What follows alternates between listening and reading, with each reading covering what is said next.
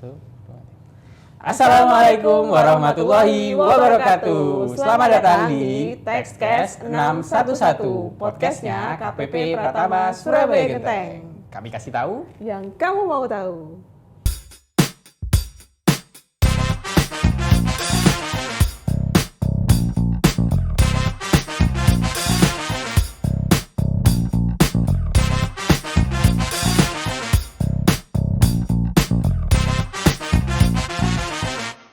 Nah, Kak Diah, kawan pajak, pada Textcast 611 episode 7 kita kali ini, kita akan bahas mengenai repatriasi opo investasi, ojo lali laporan realisasi. Berbicara mengenai repatriasi dan investasi, kita merefresh sebentar nih mengenai PPS. Apa sih PPS itu? PPS yaitu singkatan dari Program Pengungkapan Sukarela, yang dalam Undang-Undang Nomor 7 Tahun 2021 dan PMK Nomor 196 Tahun 2021 didefinisikan sebagai program yang bertujuan untuk meningkatkan kepatuhan sukarela wajib pajak yang berdasarkan asas, kesederhanaan, kepastian hukum, serta kemanfaatan. Program ini berupa pemberian kesempatan kepada wajib pajak untuk melaporkan atau mengungkapkan kewajiban perpajakan yang belum dipenuhi secara sukarela melalui yang pertama adalah pembayaran PPh berdasarkan pengungkapan harta yang tidak atau belum sepenuhnya dilaporkan oleh peserta program pengampunan pajak atau tax amnesty, yang kemudian ini kita sebut sebagai kebijakan 1. Kemudian yang kedua adalah melalui pembayaran PPh berdasarkan pengungkapan harta yang belum dilaporkan dalam SPT tahunan PPh orang pribadi tahun pajak 2020, yang kemudian ini kita sebut sebagai kebijakan 2. Nah, program pengungkapan sukarela ini sebenarnya sudah dilalui ya, sudah dilaksanakan pada tanggal 1 Januari 2022 sampai dengan tanggal 30 Juni 2022. Yang mana ini sudah terlaksana nih Kak Diah, kawan pajak. Jadi program ini sudah berakhir. Nah, dalam kebijakan 1 dan 2 ini, Kak Afif, ada pilihan wajib pajak dapat mendeklarasikan harta dari luar negeri, repatriasi aset luar negeri, deklarasi aset dalam negeri, serta repatriasi aset luar negeri dan diinvestasikan dalam SBN, hilirisasi atau renewable energy. Nah, bagi kawan pajak atau wajib pajak yang memilih melakukan repatriasi dan atau investasi, ada hal-hal yang perlu diperhatikan nih Kak Afif. Nah, apa itu? Kita masuk ke topik yang akan kita bahas hari ini. Sesuai dengan judul podcast kita kali ini, repatriasi opo investasi, ojo lali laporan realisasi. Oke, Kak Diah, kita bahas pertama dulu ya nih Kak Diah terkait subjek investasi atau repatriasi. Jadi siapa saja sih yang harus melakukan laporan realisasi ini? Yaitu bagi wajib pajak peserta PPS yang tahun bukunya sama dengan tahun takwim dan menyatakan, yang pertama menyatakan mengalihkan harta bersih ke dalam wilayah NKRI atau biasa kita sebut sebagai repatriasi. Kemudian yang kedua adalah menyatakan untuk menginvestasikan harta bersih pada kegiatan usaha sektor pengolahan sumber daya alam atau sektor energi terbarukan di dalam wilayah NKRI atau pada SBN atau surat berharga negara.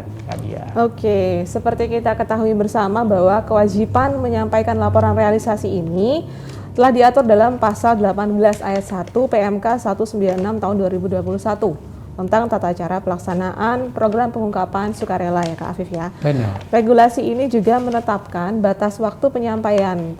Kapan sih batas waktu penyampaiannya? Yaitu pada laporan tahun pertama, realisasi, repatriasi, dan investasi yaitu pada tanggal 31 Maret tahun 2023 untuk wajib pajak orang pribadi dan 30 April tahun 2023 untuk wajib pajak badan.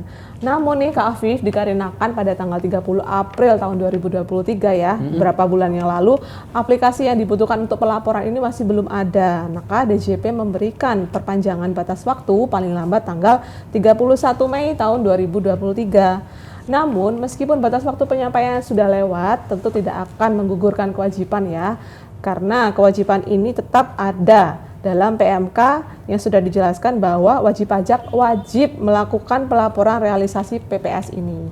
Sehingga kami himbau kepada kawan pajak, wajib pajak sekalian untuk segera melakukan pelaporan realisasi ini. Nah, sebenarnya kapan sih batas waktu untuk merepatriasi harta dari luar negeri ke wilayah NKRI ini? Jadi untuk batas waktu repatriasinya adalah pada tanggal 30 September tahun 2022 sesuai dengan PMK 196 tahun 2021. Jadi sudah tahun kemarin ya kawan pajak Kak Dia. Dan seharusnya untuk tahun ini wajib pajak tersebut wajib melakukan pelaporan realisasi PPS. Kemudian untuk batas waktu investasinya sendiri kapan sih? Untuk batas waktu investasi adalah tanggal 30 September tahun 2023, yang mana 1 bulan lagi ya Bapak Ibu kawan pajak. Dan bagi wajib pajak yang sudah menginvestasikan harta yang diungkapkan sampai dengan tanggal hari ini harus melakukan pelaporan realisasi PPS. Oke, selanjutnya dalam PMK 196 tahun 2021 pasal 15 terdapat beberapa ketentuan penempatan investasi ya Kak Afif. Jadi penempatan investasi ini tidak sembarang investasi. Namun ada ketentuannya. Yang pertama adalah investasi harta bersih dapat dilakukan secara bertahap. Dan paling lambat diinvestasikan adalah tanggal 30 September 2023. Investasi tersebut sudah harus dilakukan secara penuh. Kita ambil contoh misalnya total investasi sebesar 100 juta rupiah. Dan wajib pajak menginvestasikan sebesar 50 juta pada bulan Juli tahun 2023 dan masih tersisa sebesar 50 juta.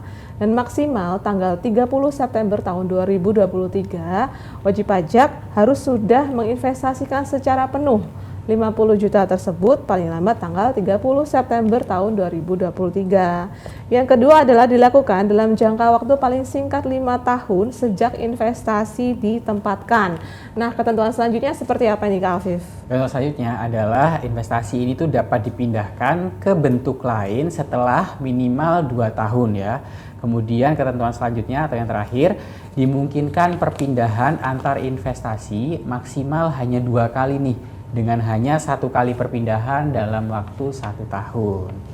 Oke, ada beberapa bentuk investasi ya. Di sini ada 2 bentuk investasi. Yang pertama adalah kegiatan usaha sektor pengolahan sumber daya alam atau sektor energi terbarukan, renewable energy, di dalam wilayah Negara Kesatuan Republik Indonesia, baik dalam bentuk pendirian usaha baru dan atau penyertaan modal pada perusahaan yang melakukan penawaran umum perdana dan atau pemesanan efek terlebih dahulu atau right issue. Nah, penentuan sektor-sektor usaha ini telah ditetapkan dalam KMK nomor 52 tahun 2022 Kak Afif. Nah, bentuk investasi yang kedua apa nih? Bentuk investasi kedua bentuknya adalah dalam bentuk surat berharga negara, baik dalam bentuk surat utang negara dan atau surat berharga syariah negara. Kemudian surat berharga negara ini dalam rangka investasi sebagai tindak lanjut PPS merupakan SBN yang memiliki seri khusus. Saya sebutkan ya. Jadi ada SBN berseri FR0094, FR0099, PBS 035 dan USD FR0003. Nah, SBN tersebut hanya dapat dibeli pada dealer utama. Dealer utama itu apa sih? Dealer utama adalah bank atau perusahaan efek yang ditunjuk oleh menteri untuk mendukung penerbitan SUN atau surat utang negara di pasar perdana dalam memenuhi target pembiayaan APBN dan pengembangan SUN di pasar sekunder serta perluasan basis investor. Sebelum melakukan investasi dalam bentuk SBN ini, calon investor terlebih dahulu harus punya 3 hal nih Kak Diah, kawan pajak. Yang pertama adalah Single Investor Identification atau SID. Yang kedua harus memiliki rekening surat berharga. Dan yang ketiga memiliki rekening dana. Nah, bagi peserta PPS yang berkomitmen untuk berinvestasi dalam bentuk SBN, bisa segera menghubungi dealer utama ya Bapak Ibu kawan pajak yang nantinya akan kita tampilkan di layar berikut ini oleh admin dealer utamanya. Silakan. Oke. Nah, tadi sebelumnya sudah kita jelaskan mengenai jatuh tempo laporan realisasi pada tahun pertama. Nah, selanjutnya, kapan sih batas waktu penyampaian laporan realisasi ini tahun berikutnya nih Kak Afif? Laporan realisasi tahun berikutnya dilakukan paling lambat pada saat berakhirnya batas waktu penyampaian laporan SPT tahunan. Misal untuk orang pribadi, wajib pajak orang pribadi yaitu tanggal 31 Maret dan wajib pajak badan adalah tanggal 31 April. Apabila tahun bukunya Januari sampai Desember ya. Dan demikian seterusnya sampai dengan holding periodnya berakhir yaitu selama 5 tahun Kak Afif. Selanjutnya bagaimana sih cara pelaporannya nih Kak Afif? Untuk pelaporan realisasi PPS ini sangat mudah tentunya Kak Dia, yang nggak mungkin kita persulit. Yaitu dengan cara online yang mana bisa dilakukan kapan saja dan di mana saja melalui akun yang sudah pernah yang tentunya kita sudah tahu semua ya, yaitu akun DJP online. Bisa dimulai dari persiapan, jadi Bapak Ibu kawan pajak bisa menyiapkan terlebih dahulu surat keterangan PPS-nya dan juga realisasi repatriasi dan investasinya. Jika sudah siap, Bapak Ibu bisa login ke akun DJP online-nya, kemudian masuk ke menu e-reporting PPS. Nah, apabila menu ini belum ada pada layanan di DJP online Bapak Ibu bisa lakukan aktivasi terlebih dahulu menu tersebut. Jadi nama menunya adalah e-reporting PPS. Apabila sudah muncul, Bapak Ibu bisa mengisi pelaporan realisasinya, baik itu repatriasi dan atau investasi. Dan yang terakhir, apabila sudah terisi semuanya, silahkan lakukan submit. Nah, sangat mudah kan Kak Dia, Bapak Ibu kan pajak? Sangat mudah sekali ya Kak Afif ya. Sepertinya demikian ya pembahasan kita pada podcast kali ini ya Kak Afif ya. Benar. Banyak sekali yang kita bahas tadi mengenai repatriasi, investasi dan pelaporan realisasi PPS.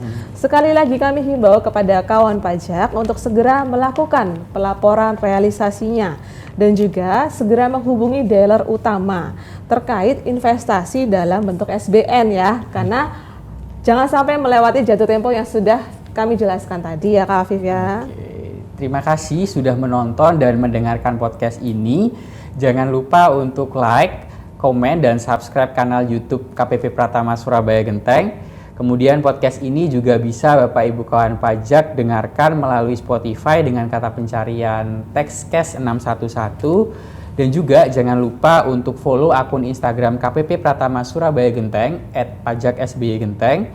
Kemudian untuk kawan pajak yang ingin berkonsultasi bisa juga menghubungi kami melalui chat Telegram dengan nomor 0896 96 176 611. Sampai jumpa di podcast selanjutnya. Pajak kuat, Indonesia maju. Terima kasih.